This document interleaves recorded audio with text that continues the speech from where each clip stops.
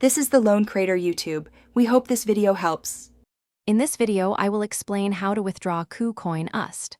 First, log into your KuCoin account and navigate to your main assets page.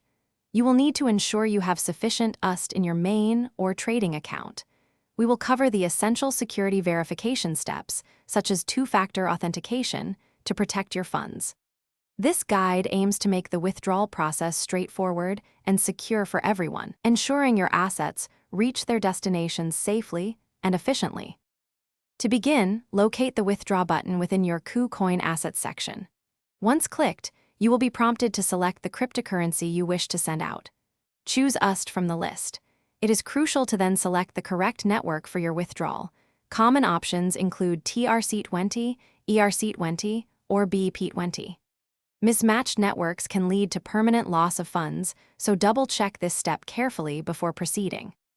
Next, you will need to accurately input the recipient's USDT wallet address. Always double-check this address to prevent sending funds to the wrong destination.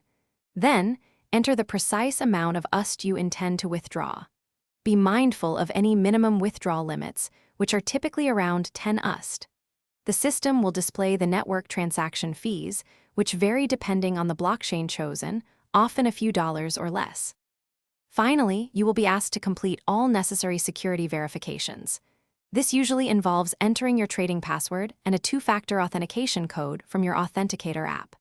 Before hitting confirm, take a moment to meticulously review all the withdrawal details: the amount, the address, and the network.